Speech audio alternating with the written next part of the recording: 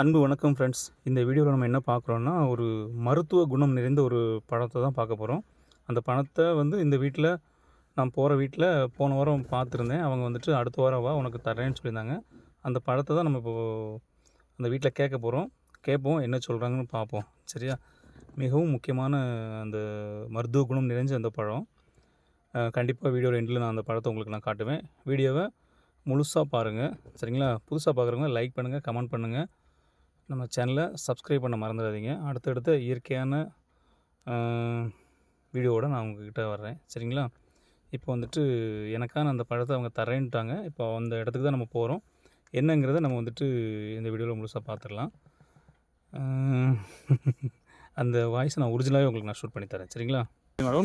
அழிக்கல. இது எனக்கான அந்த பழம் எனக்கு அவுத்து காட்டுறாங்க. வாவ்!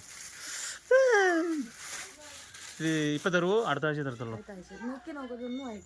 இப்போ பழுக்கலையா, அதனால் அடுத்த வாரம் வாங்கிக்கோன்னு சொல்கிறாங்க. வேணால் தொட்டு பார்க்க சொன்னாங்க.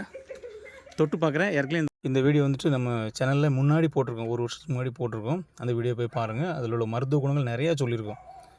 இப்போவும் அந்த மருத்துவ குணத்தில் எனக்கு தெரிஞ்ச விஷயம், இது புற்றுநோய், கேன்சருக்கு ரொம்ப ஒரு முக்கியமான ஒரு பழ வகை. இது நம்ம மலையாளத்தில் முள்ளாத்திம்பாங்க, தமிழில் சீத்தாப்பழம்பாங்க, இங்கிலீஷில் நோனிம்பாங்கன்னு நினைக்கிறேன். சரிங்களா? எதுவாயினாலும் இந்த மரம் ஃபுல்லாக நிறைய பழம் கிடக்கு. இந்த பழம் எனக்கானது.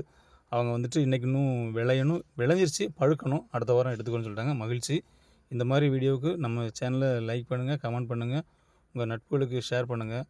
புதுசாக அந்த சேனலை பார்க்குறவங்க சப்ஸ்கிரைப் பண்ண மறந்துடாதீங்க. அடுத்தடுத்து இந்த மாதிரி மருத்துவ குணம் உள்ள பழங்களை நம்ம பார்க்கலாம். சரியா?